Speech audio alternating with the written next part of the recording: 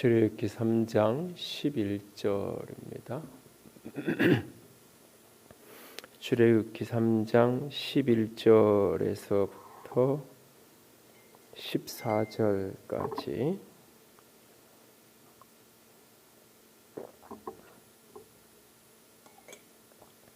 출애굽기 3장 11절에서 14절 말씀까지 우리 다 함께 읽겠습니다. 모세가 하나님께 아뢰되 내가 누구이기에 바로에게 가며 이스라엘 자손을 애굽에서 인도하여 내리이까? 하나님이 이르시되 내가 반드시 너와 함께 백성을 애굽에서 인도하여 낸 후에 너희가 이 산에서 하나님을 섬기리니 이것이 내가 너를 보낸 증거니라. 모세가 하나님께 아뢰되 내가 이스라엘 자손에게 가서 이르기를 너희의 조상의 하나님이 나를 너희에게 보내셨다 하면 그들이 내게 묻기를 그의 이름이 무엇이냐 하리니 내가 무엇이라고 그들에게 말하리이까? 하나님이 모세에게 이르시되 나는 스스로 있는 자이니라. 또 이르시되 너는 이스라엘 자손에게 이같이 이르기를 스스로 있는 자가 나를 너희에게 보내셨다 하라. 아멘. 엄마 찾아 산말리라고 하는 오래된 만화 영화가 있습니다. 이거 이렇게 혹시 보신 기억이 있는 분들은 다 50이 가까웠거나 넘어선 분들일 건데요. 옛날 흑백 브라운관 TV로 1970년대 중반에 나왔던 일본, 나중에 일본에서 뭐 그런 걸 알았지만 만화인데요.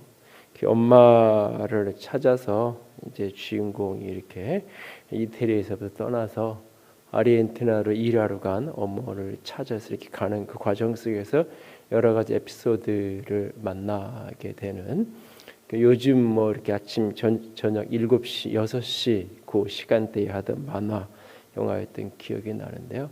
그렇게 이제 끊임없이 엄마를 찾아 나아가는 그 아이가 주인공으로 그려지는 만화입니다.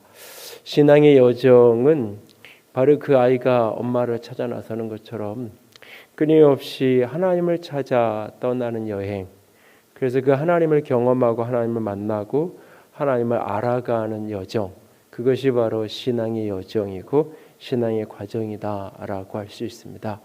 오늘 큐티 본문이었던 역대상 28장에 보면 다윗이 그 아들 솔로몬에게 이렇게 여러 가지 이야기를 하는데, 뭐 이렇게 표면적인 이야기는 성전 건축을 이제 잘 해야 된다라는 표면적인 이야기는 그 이야기를 하는 거예요.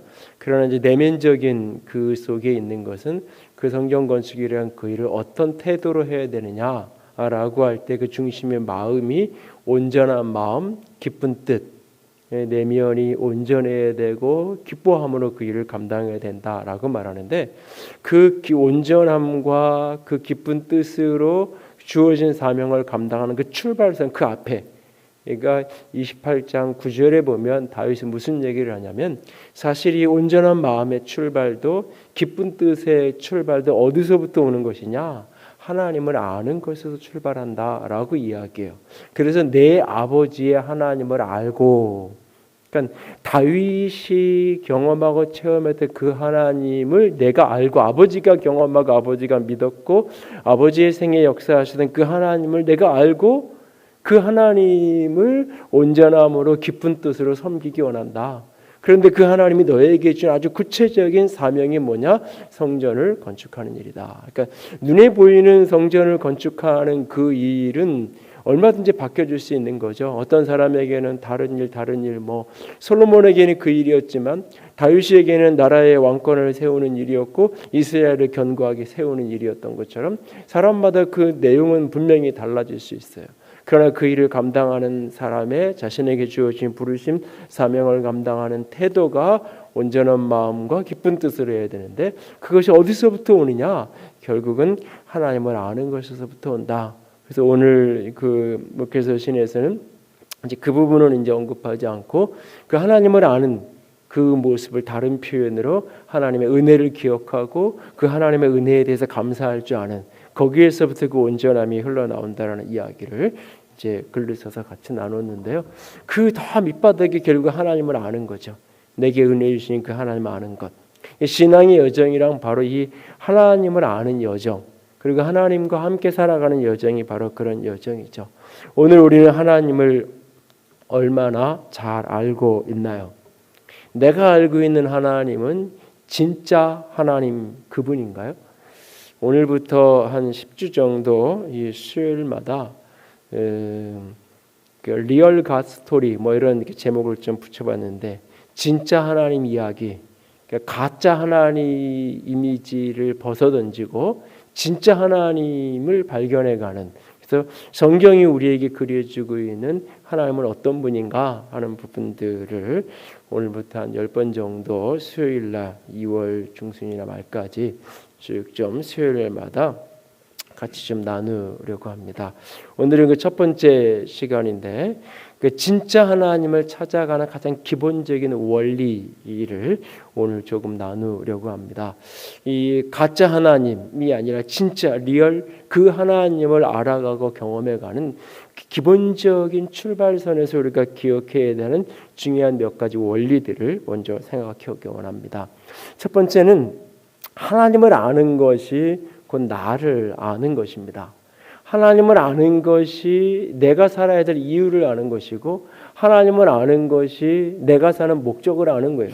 그러니까 단순하게 하나님을 안다는 것이 내가 예수 믿고 그래서 내가 천국 간다라고 하는 이 단편적인 이야기를 더 넘어서서 이 땅에 사는 내가 왜 살아야 되고 무엇을 위해 살아야 하는지, 그냥 하나님이라는 존재가 우리 속에 존재하지 않는다면 우리는 내가 무엇을 왜 해야 되는지 이유를 물을 때, 더군다나 오늘날과 같은 포스트 모던 시대의 어떤 절대적인 가치, 예를 들어서 뭐 제 세대나 제 세대는 그래도 좀 덜한데 제 윗세대만 해도 가정을 위해서, 장남이 열심히 공부하는 이유가 뭐냐면 내가 공부해가지고 내가 동생들이랑 내가 가문을 일으켜야 되니까 내가 열심히 공부하고 직장 생활하고, 뭐 그런 어떤 목적이 나름 그런 이유들이 있었죠.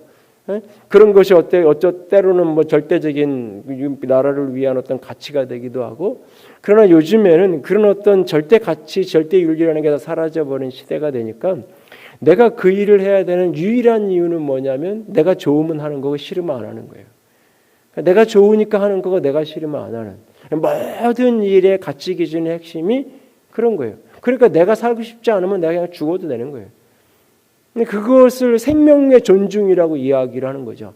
심지어는 낙태나 이런 문제까지도 그 상황에 대한 여러 가지 이야기가 있지만 그 결국은 자기 결정권, 산모의 그 엄마의 여성의 자기 결정권이 우선된다. 내가 싫으니까, 내가 원하지 않으니까 얼마든지 이것을 법적으로 내가 수술할 수 있게 해달라라고 하는 거죠. 이게 뭐 그걸 감당이 안 돼서 이렇게 그런 일들을 아름아름 행하는 거하고 그걸 공식화해서 인정해 주는 거하고는 굉장히 다른 문제예요. 그러니까 가치 기준의 가장 핵심이 뭐냐? 결국은 자기 자신이 되어버린 시대를 살아가요. 이것이 조금 더 나아가면 결국은 거기 삶의 무의미성이 만나지는 거예요. 내가 왜 살아야 되는지, 무엇을 위해 살아야 되는지, 내가 왜 태어났고 왜 내가 살아야 되는지 이유를 사실 발견하지 못하는 거예요. 재밌는 거, 즐거운 거, 원하는 거, 그런 것도 뭔가 이렇게 할 수 없는 게 많고 하고 싶어서 자꾸 이렇게 할 수 없는 장애가 많고 이런 사람들에게는 그래도 어떻게든 뚫고 해가려고 하는 그런 게 있지만, 하고 싶은 걸 다 하고 사는 사람들에게는, 그래서 그렇게 마약에 빠지고 막 그런 이유가 뭐냐면 하고 싶은 거 다 하고 사는데 더 이상 이렇게 정상적인 방법으로는 행복하고 즐겁고 기쁘고 이런 걸 방법을 못 찾겠는 거예요. 그 극단적인 태도를, 그러니까 마약을 하고 성적인 일탈을 하고 막 이런 것에서 무언가 기쁨을 찾으려고 하는데 그것도 뭐 어느 정도 하고 나면 더 이상 그것도 만족감이 없는 거죠. 그러니까 하나님을 알지 못하면 인생이 왜 살아야 되는지, 무엇을 위해 살아야 하는지 알 수 없는 거예요. 전도서의 출발은 헛되다니 모든 것이 헛되다라고 말해요. 해 아래에서 이 해 아래 모든 것이 헛되다고 말해요. 그렇게 시작된 전도서의 마지막 결론이 가면 뭐라고 얘기하면 12장에 가서 여호와를 경외하는 것이 사람됨의 본분이다. 인생의 모든 것이 아무리 많은 것을 가지고 많은 것을 누렸어도 하나님이 존재하지 않는다면 모든 것이 헛될 뿐이다 라고 우리에게 말하고 있는 거예요. 오늘 이 모세가 하나님을 만나는 시내산에서 호렙산에서 부르심 받는 그런 장면이에요. 모세에게 하나님께서 애굽을 가라고 이야기해요.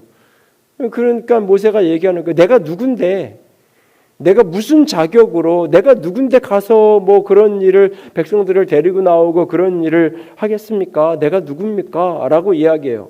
그때 하나님은 그에게 뭐라고 말씀하시냐면 본문 12절에 내가 너와 함께 갈 거다. 함께 갈 거다. 함께 가는데 함께 가서 너는 어떤 사람이냐? 너의 존재는 뭐냐? 백성들을 이끌어내서 이곳에 와서 나를 섬기게 하고 예배할 사람이 바로 너다. 그것이 바로 내가 너를 보낸 증거가 될 것이다 라고 말해요. 이 말 속에 사실은 이 모세에 대한 정체성이 깊이 들어있는 거예요. 넓게 얘기하면 인간의 정체성이 다 담겨 있어요. 사실은 모세라는 사람은 어떤 사람이냐? 하나님께로 보냄받은 사람이에요. 하나님이 나를 보내셨다 이거죠. 하나님이 나는 하나님이 보내시고 하나님을 선택하고, 그래서 왜 무엇을 위해서? 하나님을 섬기도록 하기 위해서. 어떻게? 혼자만이 아니라 애굽에서 노예살이 하고 이스라엘 백성들을 구원해내서 데리고 와서 이 시내산에서 이곳에 와서 하나님을 예배하도록, 하나님을 섬기는 자로. 우리가 사람들의 본분이 무엇이냐? 하나님을 영화롭게 하고 하나님으로 즐거워하는 것이라고 우리가 이야기해요. 하나님을 섬기고 하나님을 예배하는 게 인간됨의 본질이라고 이야기해요. 어떻게 예배할 거냐? 24시간 365일 뭐 찬양만 하는 것이 아니라 우리의 직업으로 다양한 삶의 영역에서 다양한 일을 통해서 우리는 하나님을 예배하고 하나님을 섬기며 살아가야 하는 거죠. 바로 그 부르심을 이야기하는 거예요. 내가 누굽니까? 너는 하나님을 예배해야 될 사람이야. 너는 하나님을 섬기는 사람이야. 너는 내가 목적이 있어서 이 땅에 보낸 사람이야. 네가 그 일을 이룰 때 내가 너를 보낸 것이 확인될 거야 라고 주께서 말씀하세요. 그리고 그 일을 이룰 수 있도록 내가 너와 같이 가줄게, 함께 해줄게 라고 이야기해요. 그때 모세가 하나님께 되묻는 거예요. 사람들에게 가서 누가 나를 보냈냐고 이야기하면 내가 뭐라고 이야기해야 됩니까? 하나님의 당신의 이름이 무엇이라고 말해야 됩니까? 이 말은 이름이 무엇이냐라고 하는 그 말은 무슨 얘기냐면 그 사람이 누구냐, 어떤 존재냐라고 하는 거죠. 그러니까 이름 석자를 몰라서 하나님이라는 여호와라는 그 이름 석자를 이름을 몰라서 묻는 게 아니라 그 이름을 묻는 것은 그 사람이 누군지. 우리가 누군가 바깥에 와서 요즘에는 뭐 아파트에 살면 초인종을 누르면 얼굴이 대부분의 카메라에서 다 보이지만 그런 것이 없을 때 누군가 바깥에 와서 이렇게 초인종을 누르든지 문을 두드리면 누구세요? 라고 묻잖아요. 누구세요? 물을 때 누군가 거기서 바깥에 이름을 이야기해요. 그 이름을 듣는 순간 내가 누구냐는 걸 우리가 그 이름을 통해서 내가 누군지 아는 사람, 모르는 사람, 내가 좋아하는 사람, 싫어하는 사람 뭐 이런 걸 이렇게 알게 되잖아요. 핸드폰에 이름이 딱 뜨는 것을 보면서 이 사람이 누군지 우리가 딱 아는 거죠. 이렇게 이름을 묻는다는 것은 하나님 당신은 누구입니까? 라고 묻는 거예요. 그때 하나님이 나는 스스로 있는 자라, 나는 영원한 현재로 영원한 현존하는 존재로 존재하는 그런 하나님 여호와다. 그 이야기를 쭉 하나님께서 모세에게 해가는 것이 본문의 이야기 뒷부분이에요. 사실은. 그러니까 내가 누구인지 하나님이 나를 규정해 주는 거예요. 나는 하나님을 예배하고 섬기는 사람이고 난 하나님으로부터 보냄받은 사명이 있는 사람이야. 나는 인생에 거저 왔다 거저 사는 사람도 아니고 누군가의 고백처럼 그냥 우연히 이 세상 가운데 던져진 그런 존재도 아니고 엄마 아빠가 그냥 사랑하다가 어떻게 보니까 그냥 우연히 만들어진 그런 존재. 그래서 자식이 이렇게 무엇인가 성실하게 잘하고 부모에게 효도가 이렇게 기쁨이 되면 그런 말 안 하지만 늘 속 쏘이고 힘들 때는 내가 저놈의 자식을 왜 낳아가지고 내가 이런 고생을 하고 이 속을 끓이는지 모르겠다라고 그렇게 부모들이 이야기할 때도 있잖아요. 때로는. 나라는 존재는 그렇게 그냥 부모가 낳고 싶으면 낳고 낳기 싫으면 안 낳고 어떻게 하다 보니까 실수해서 계획도 전혀 없었는데 어떻게 하다 보니까 생겨진 그런 무의미한 그냥 어떤 세포한 존재, 그런 존재가 아니라 하나님의 목적이 있는 부르심이 있는 그런 존재로 나는 이 땅에 존재하는 거예요. 그리고 이 땅에서 나는 하나님을 예배하는 자로 다양한 직업과 다양한 모습으로 하나님을 섬기는 자로 그렇게 부름받고 보냄받은 존재가 나예요. 그런데 나를 이렇게 보내신 그 하나님이 누구냐? 나를 이렇게 부르신 그 하나님이 누구냐 이거예요. 내가 예배하고 내가 섬기고 내가 사랑하며 살아야 될 그 하나님이 누구냐. 모세는 지금 하나님 당신이 누구입니까? 라고 묻는 거예요. 당신의 이름이 뭡니까? 라는 그 물음은 당신이 누구냐라는 그 물음을 모세가 묻는 거예요. 모세가 하나님의 이름 석자 지금 자신에게 이런 어떤 대화를 해가는 그 상황 속에서 나타난 그분의 존재 자체가 누구인지 몰라서 당신이 누구냐고 묻는 게 아니죠. 당신은 어떤 분이냐라고 묻고 있는 거예요, 사실은. 그러니까 하나님을 아는 게 나를 아는 거예요, 나를. 내 인생의 부르심과 목적과 내 인생은 어떻게 살아야 하는지, 어떻게 사는 인생이 성공한 인생이 어떻게 사는 인생이 행복한 인생인지 결국 하나님을 아는 것에 달려있다는 사실이에요. 그러니까 신앙의 여정은 어떤 의미에서 이 성경 전체의 가장 기본적인 스토리는 하나님이 어떤 분이신지를 알아가는 여정이에요. 단지 신학적 진술로 하나님이 전지하는 분이되 전능하신 분이되 뭐 안 계신 곳이 없이 어디나 계신 무소부지하시는 분이 어떤 이런 몇 가지의 신학적 진술로서 교리 공부할 때 뭐 세례 받아야 될 때 그럴 때 이렇게 외워가지고 좀 이렇게 생각해보고 답 달면 되는 가로넣기 하면 되는 그런 게 아니라 결국은 하나님이 어떤 분이신지를 삶의 여정을 통해서 끊임없이 하나님의 말씀을 통해서 경험하고 알아가고 체험해가는 것. 그리고 그 하나님을 아는 깊이만큼 결국은 나는 나를 알게 되는 것이고 그 하나님을 아는 충만한 만큼 내 인생은 하나님 앞에서 충만한 인생이 사라지는 거예요. 신앙의 전부가 어쩌면 하나님을 아는 거예요. 왜? 하나님을 아는 게 나를 아는 거니까. 내가 어디서부터 와서 어디에 살다가 어디로 가야 되는지를 어떻게 알 수 있느냐? 하나님 안에서 아는 거예요. 하나님을 발견할 때. 그만큼 하나님을 아는 것은 중요한 거예요. 알아도 되고 몰아도 되는 문제가 아니에요. 하나님을 아는 것이 내 인생의 존재의 이유와 목적을 발견하는 가장 중요한 자리. 그것이 바로 하나님을 아는 거예요. 두 번째로 하나님을 찾아가는 진짜 하나님을 찾아가는 여정 속의 두 번째 중요한 원리는 진짜 하나님을 놓치게 만드는 가짜들의 생각들을 경계하고 분별할 수 있어야 돼요. 우리 속에 하나님에 대한 거짓된 가짜, 거짓된 사고와 생각들이 깊이 우리 속에 내면에 돼 있어요, 사실은. 이걸 끊임없이 벗어내는 과정이 하나님을 알아가는 과정이고 벗어내는 과정이 이것이 진짜 하나님을 경험해가는 신앙의 여정이에요. 고린도후서 10장에 보면 하나님 아는 것을 대적하여 높아진, 그러니까 하나님을 아는 것을 대적하는 이 세상의 그 견고한 진 어둠의 것들을 무너뜨리고 우리의 생각을 사로잡아 그리스도에게 예수의 무릎 아래 발 아래 복종시켜야 된다라고 말하고 있어요. 무슨 얘기냐? 우리의 생각 속에 하나님을 아는 것을 대적하는, 하나님을 진짜 하나님을 발견하고 진짜 하나님을 알아가는 것을 방해하는 많은 거짓된 생각들, 가짜 허상들, 이미지들, 그것이 우리 속에 참 많이 있다는 거예요. 그걸 깨트리고 그걸 벗어나고 그것을 무너뜨려 가야 되는 거예요. 특별히 우리는 추론에 의해서 하나님을 아는 경우가 많아요. 하나님은 이런 분일 거야. 하나님은 이런 분일 거야 라고 하는 추론적인 지식. 특별히 그 미신이 뭐냐, 미신적 신앙이라는 게 뭐냐, 결국은 추론에 의해서 믿는 거예요. 자신이 이미지화시키고 자신이 그려놓은 하나님을 진짜 하나님이라고 착각하는 거예요. 이게 결국 이제 한 걸음 더 나아가면 우상숭배의 본질이 이 이미지를 만드는 것하고 연결이 되는 건데, 아론이 그리고 이스라엘 백성들이 시내산에서 금송아지를 만들고 했을 때 그들은 우상을 만든 게 아니에요.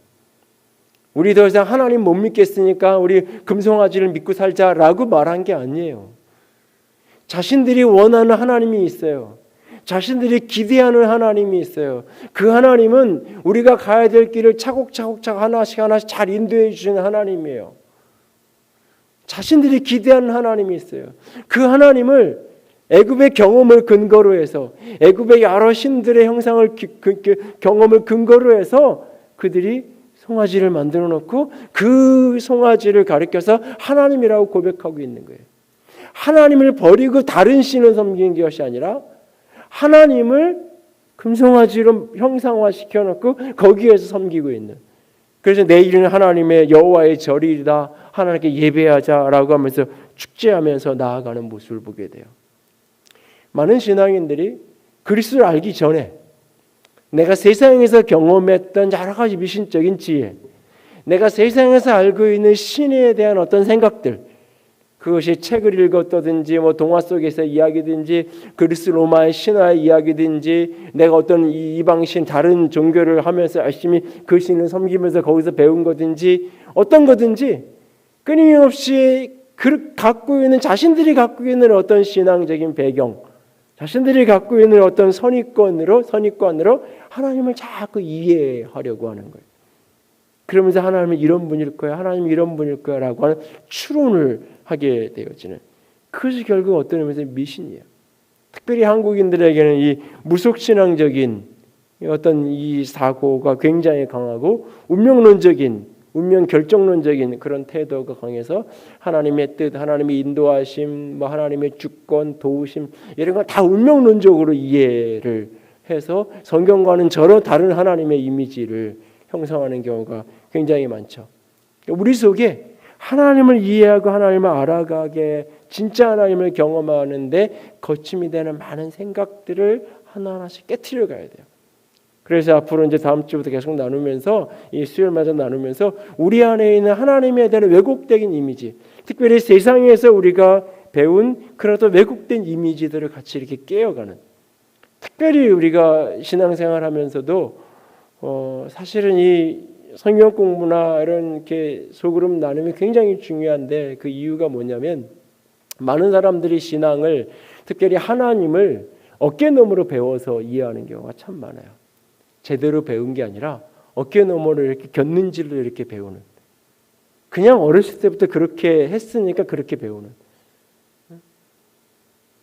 제가 뭐 지난주에도 교육자들하고 잠깐 교육자 세미나를 하는데 어디를 못 가고 뭐 내년도 여러 가지 계획을 좀 세우고 원래는 그런 모임인데 그 여러 가지 몇 가지 결정이 안 된 것도 있고 뭐 그래가지고 그냥 앉아서 성경을 조금 하루는 좀 이런저런 이야기를 하고 하루는 창세기 앞부분에 대한 성경 이야기를 좀 같이 나누는데 교육자들조차도 이렇게 보면 그러니까 내가 알고 있는 그냥 자연스러운 내가 그렇게 배워온 대로 그냥 다 많은 것들을 그냥 그대로 이해하고 있는 그것도 제대로 공부하고 제대로 배운 게 아니라 그냥 습관적으로 어르신들이 교회 어른들이 썼던 내가 교회 경험을 근거로 자꾸 하나님을 이해하고 성경을 이해하는 경우가 굉장히 많아요. 진짜 그게 맞나? 진짜 그런가 해서 질문하고 의문을 제기하고 그래서 그것을 이렇게 탐구하고 그러면서 그것을 이렇게 발견해가는 태도나 모습들이 굉장히 부족하는 경우가 참 많아요. 그래서 내가 경험한 게 전부인 내가 경험한 게 전부예요. 경험이라는 것은 소중하지만 우리의 경험은 늘 파편적이고 부분적일 수밖에 없어요. 경험이 소중하지만 경험이 전부가 되면 엉뚱하게 나가는 거예요. 내가 경험한 하나님은 이거야. 이것은 자신의 부분적인 간증이 될 수 있는 거지 그것이 보편적인 게 될 수는 없는 거예요. 왜? 나는 아주 지극히 일부분을 경험해서 그래서 간증이라고 말하는 거예요. 내가 경험한 하나님, 그것도 내가 지난주에 그것도 내가 이 일에서 경험한 하나님이 이런 분입니다라고 내가 그냥 자기 이야기를 하는 게 거기까지. 근데 이걸 자꾸 보편적 원리로 만들어서 다른 사람에게까지 주장하죠. 다른 사람. 오래전에 뭐 그런 이야기를 들은 기억이 있어요. 목사님 그 아이를 낳아야 되는데 애가 안 생기는데 1,000번째 헌금을 태어나준 아는 이 아이 이름으로 뭐 예명이겠죠.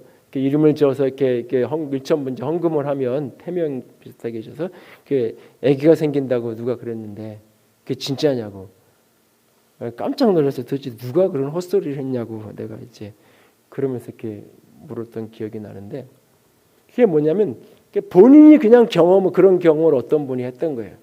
본인이 아이가 안 생기고 그랬을 때 그냥 내가 그냥 뭐 임신도 안 됐지만 그냥 미래에 태어날 아이를 생각하면서 그 아이의 이름으로 내가 그렇게 내가 그냥 예배 때마다 내가 그렇게 그냥 헌금을 이렇게 한 거예요. 그 아이를 하나님 나도 아이를 낳으려고 하니까 아이를 달라는 그런 소원을 그냥 담아서 그렇게 그냥 본인이 그렇게 한 거예요. 근데 어느 날 그런 이야기를 뭐 이렇게 시간이 좀 지나서 아주 낳고 그랬을 때 어떤 자리에서 그런 자기 이야기를 했나 보죠. 근데 그걸 듣는 사람은 이제 그분이 그런 일이 있을 때 그런 식으로 그 간절함을 하나님께 표현을 하나의 그냥 개인적인 사건인 거예요. 누군가가 들으면서 거기서 한꺼번에 했던 그 이야기가 조금 바뀌는 거예요. 아기가 안 생겼을 때 없을 때 일체 먼저 헌금을 아기를 생각하면서 미리 하면 아기가 생긴대 라고 이제 말이 만들어지는 거예요. 이러면 이제 이단이 되는 거예요. 이단이 되는 거예요. 하늘교회는 그렇게 아기 낳게 해준대 뭐 이런 식으로 이제 그러니까 자기의 생각 추론, 자기 경험, 그러니까 개인적이고 직계 파편적인 경험인데 남편이 사업이 막 안 되니까 내가 30일 내가 뭐 20일 작전 기도를 금식하면서 막 했더니 일이 풀렸어. 그러니까 내가 그날 그렇게 해결이 된 거죠.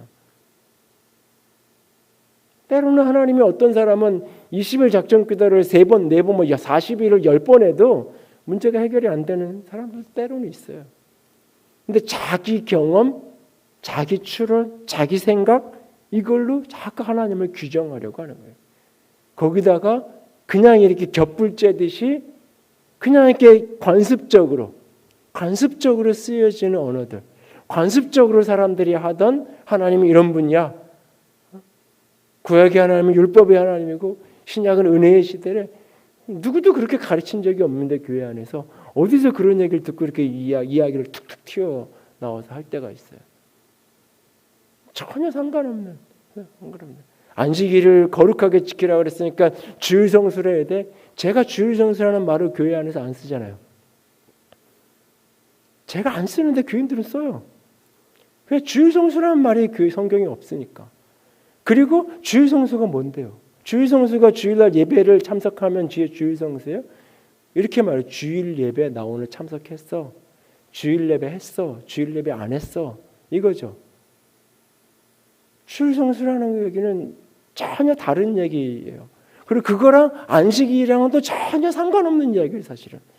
뭐 100% 상관없는 이야기는 아니지만 전혀 차원이 다른 이야기예요.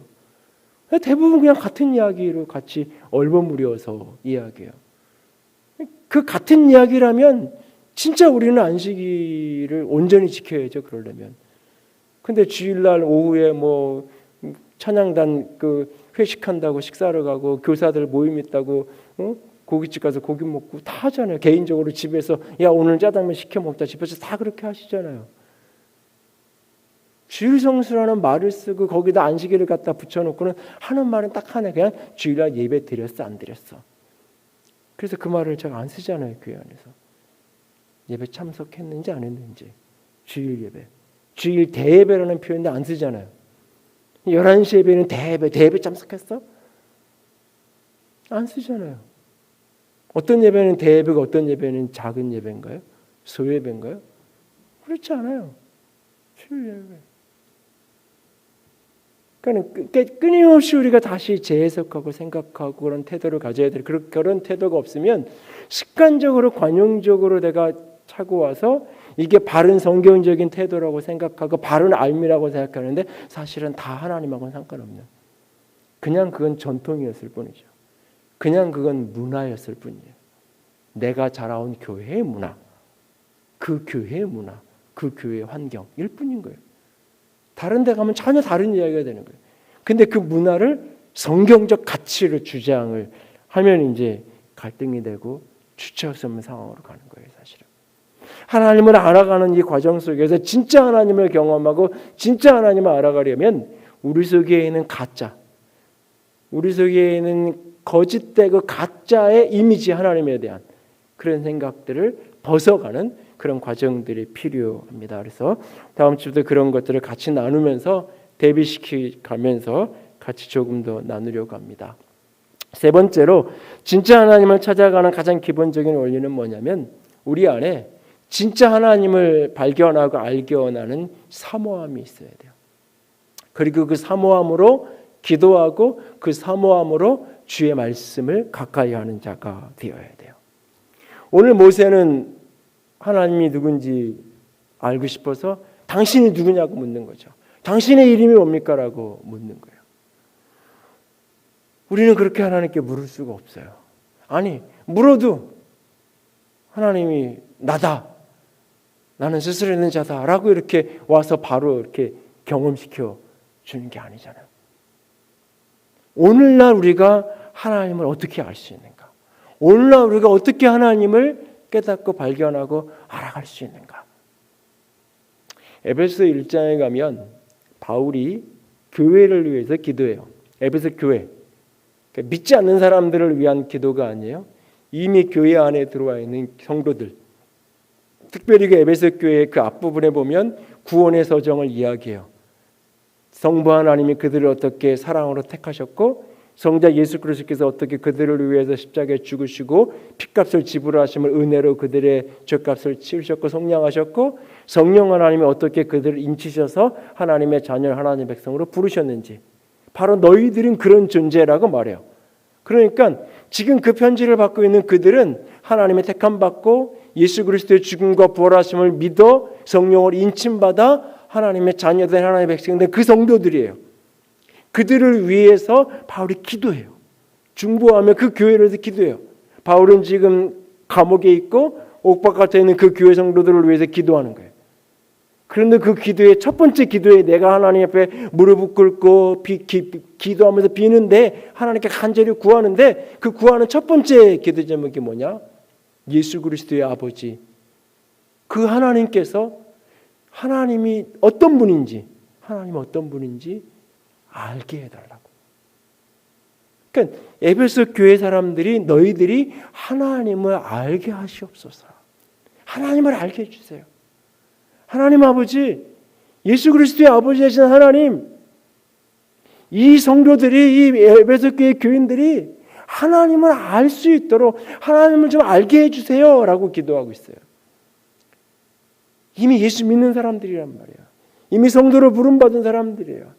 이미 교회로 모여 있는 사람들이에요. 근데 그들을 위해서 기도하는데 하나님, 저들이 하나님을 알게 해주세요라고 기도하고 있어요. 그러면서 이렇게 얘기해요. 하나님, 저들에게 지혜와 계시의 영을 주셔서 저들로 하여금 하나님을 알게 해주세요. 지혜와 계시의 영을 주셔서. 이 계시라는 표현을 잘못 쓰면 논란거리가 될 수 있어서 조심스러운 표현이, 되게 성경이 명확하게 있는 표현이에요. 지혜와 계시의 영을 너희에게 주사. 성도들에게, 우리들에게 지혜와 계시의 영을.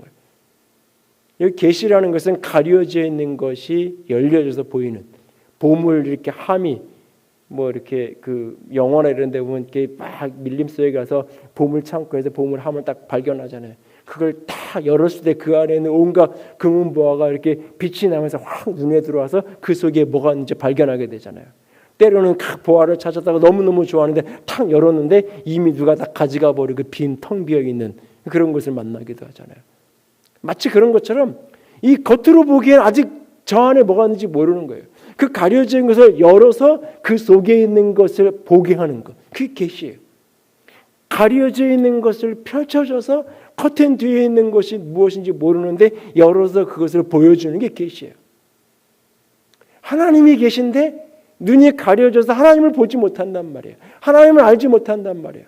그들에게 하나님을 알 수 있도록 지혜의 영, 계시의 영을 주셔서 하나님을 알게 하시옵소서라고 바울이 기도하고 있는 거예요. 그러니까 지혜와 계시의 영이 그들에게 부어져서 교회 가운데 부어져서 하나님을 알게 하시옵소서라고 바울이 기도하고 있어요. 그러니까 우리 안에 하나님을 아는 것이 어떻게 가능하냐? 하나님의 영이, 지혜와 계시의 영이 우리에게 충만하게 부어짐으로 우리가 하나님을 알게 되는 거예요. 그런데 그 지혜와 계시의 영이 우리에게 어떻게? 이 성경을 통해 부어지잖아요. 성경을 통해. 성경은 하나님의 말씀을 성령의 검이라고 표현하고 있어요. 성경과 성령은 떨어져 있는 어떤 게 아니에요. 떨어져 있을 때 성경만 있으면 이것은 종교 경전이 될 뿐이에요. 신대원을 입학하는 사람에게 이 성경 시험을 봐야 돼서 성경을 공부하는 것은 막시 대학 입학 시험을 보는 친구들이 세계사 교과서 뭐 한국사 교과서 달달달 외우고 연도 외우고 누구 뒤에 누구 왕 계보 외우고 그냥 그게 역사 교과서처럼 성경을 그냥 그렇게 외우는 거예요. 때로는 하나님의 성령의 역사하심이 없으면 이것은 그냥 종교의 경전일 뿐이에요. 이것은 하나님을 가르쳐주는 게 아니라 그냥 종교의 경전을 연구하는 거예요. 이 속에서 묘사한 하나님이 이런 것 같아 라고 그냥 가르쳐주는 것 뿐이에요. 성령의 조명하심으로 함께 해야 되는 거예요. 이 성경이 없는 성령의 역사는 많은 경우 주관적이 돼버릴 가능성이 많아요. 자기 경험과 자기 인식을 하나님의 계시로 하나님의 지혜로 혼동하는, 울타리가 없으니까 혼돈하는, 어떤 때는 하나님이 주신 지혜로 제대로 깨닫는데 어떤 때는 자기 지혜, 자기 생각을 하나님의 지혜로 혼동하면서 분별력이 없어지면서 온통 혼돈 속에 빠져들어갈 위험이 있는 거예요. 그래서 하나님이 우리에게 성경을 주시는 거예요. 하나님이 그냥 아무 때나 하나님 당신을 각자에게 지혜와 계시로 그때 다 알려줄 수도 있겠죠. 근데 그렇게 하지 아니하시고 우리에게 성경을 주신 이유는 하나님의 성령이 이 성경을 통해서 결국 우리에게 당신을 알려주시는 거예요. 끊임없이 성령의 조명하심과 도우심으로 성경을 가까이 하는 거예요. 그래서 늘 부탁을 드리는 거예요. 성경을 묵상하고 읽고 공부하는 만큼 기도하라고 얘기하는 거예요. 기도하는 거예요. 성경을 묵상하고 성경을 읽는 만큼 우리가 뭐 새벽기도든 큐티든 말씀을 들은 거 기도하고 전혀 따로 노는 경우가 많아요. 전혀 따로. 그냥 설교는 설교 들은 거고 내 말씀은 말씀. 성경을 내가 묵상한 거, 기도는 그냥 내가 기도 노트.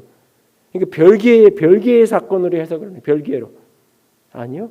성경을 읽으면서 기도하고 기도하면 성경을 읽는 거예요.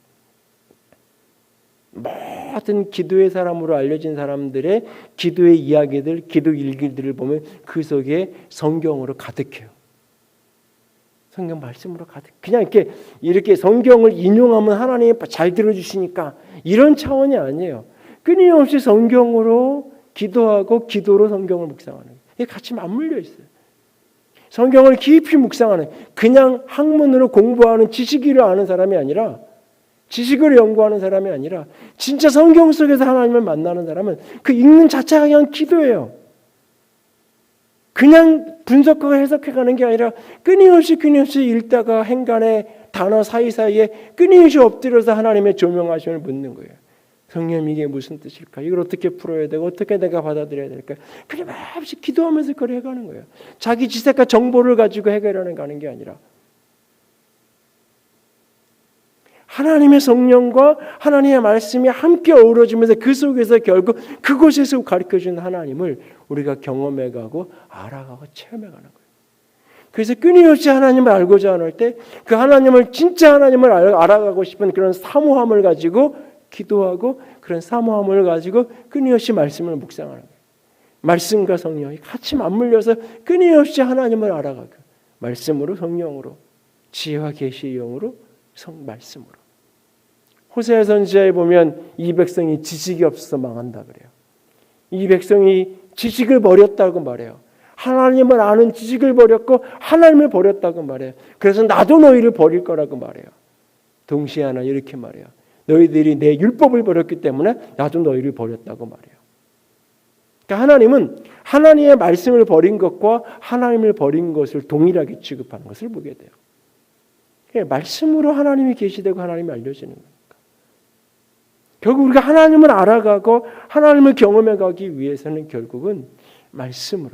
그런데 이 말씀이 지식과 정보가 아닌 이 말씀이 성령으로 덮여진 성령의 기름 부으심으로 사로잡혀진 그 하나님의 말씀.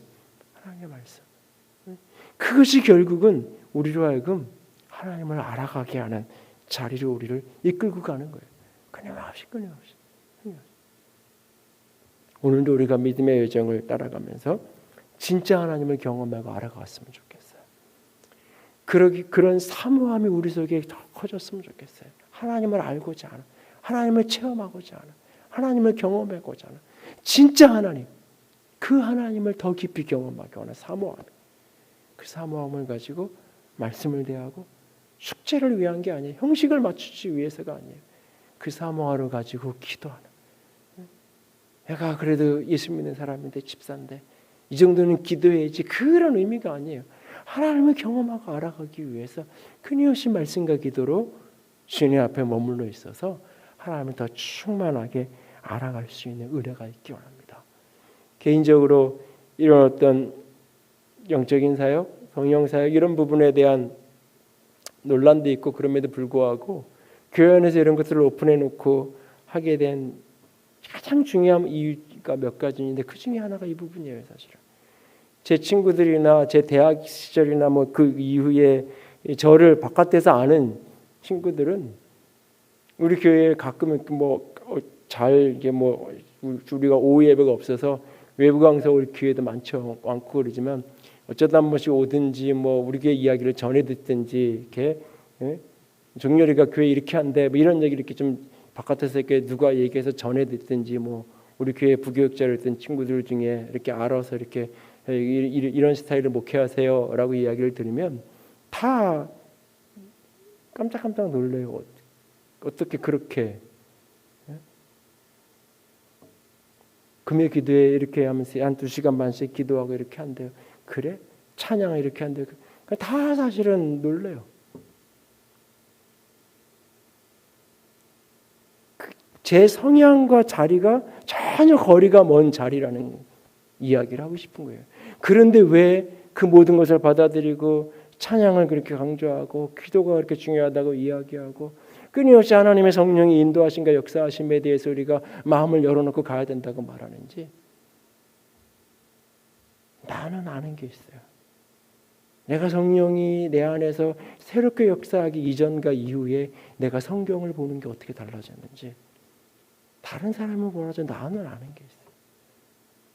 그냥 내가 책을 뽑아서 읽고 수많은 책에서 얻은 정보가 쌓여서 성경을 해석하고 아는 게 아니라 수많은 주석들과 자료들이 데이터가 돼서 말씀이 풀려지게 해석되는 게 아니라 어느 날 이후부터는 그 모든 데이터들은 깨달은 것을 확인하는, 이게 맞나?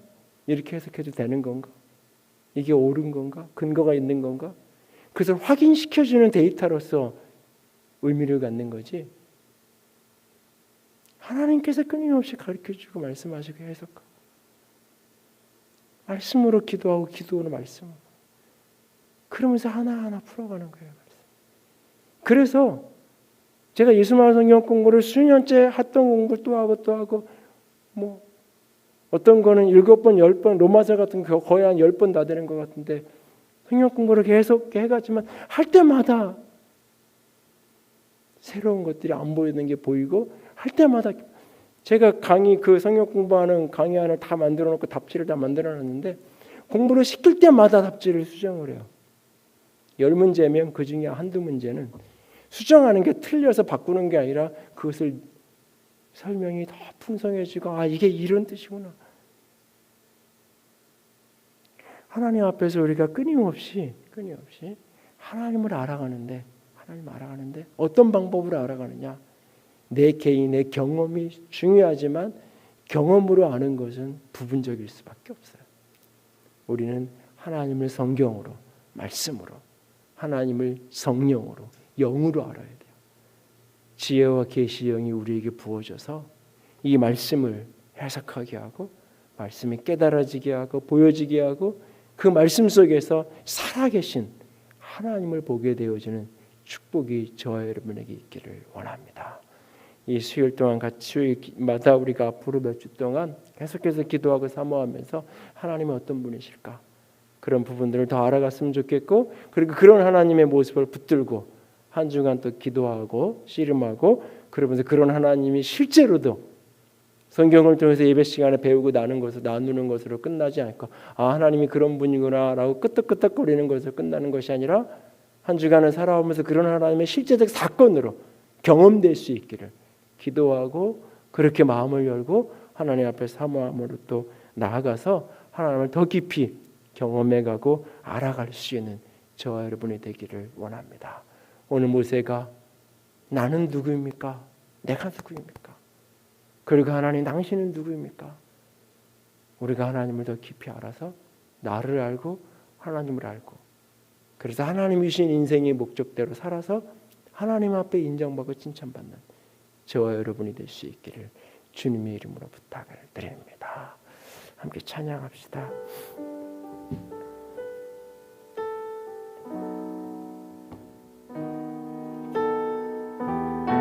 주도 알기 원합니다. 주 내 소망을 주도 알기 원합니다. 이전보다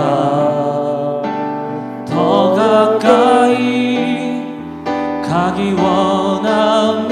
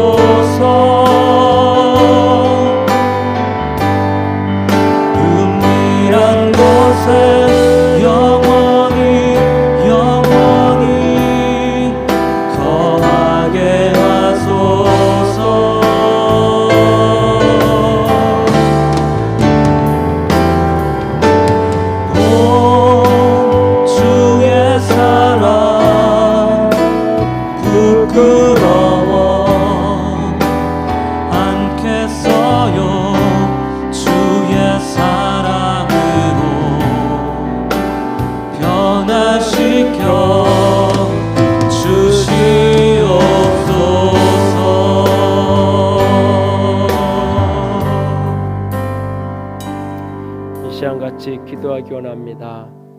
주님, 내 소망은 주님을 더 아는 것입니다. 이전보다 더 가까이 가기를 원합니다.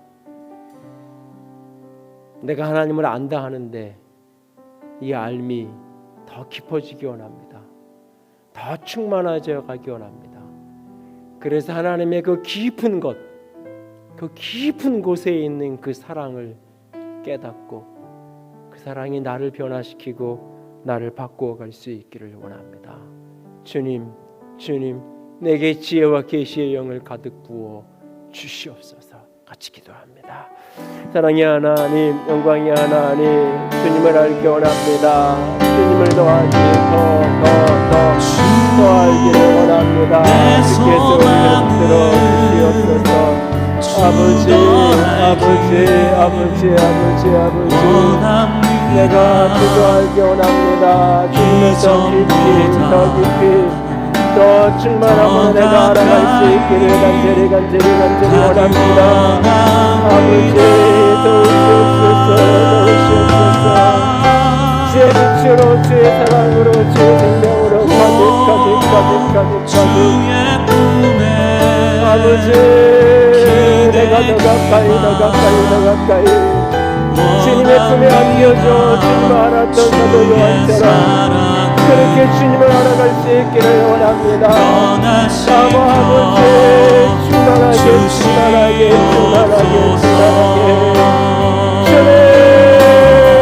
사랑으로 주님을 더 깊이 충만하게 알아갈 수 있도록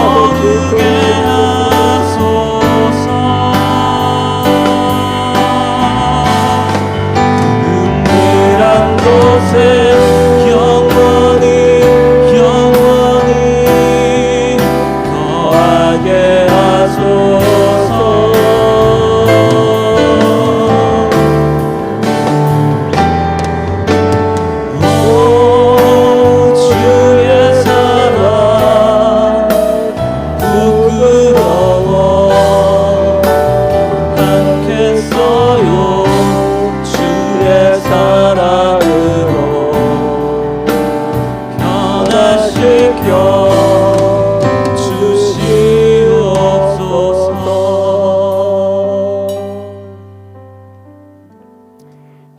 사랑합니다. 주님을 더 알기 원합니다. 주님을 더 알기 원합니다.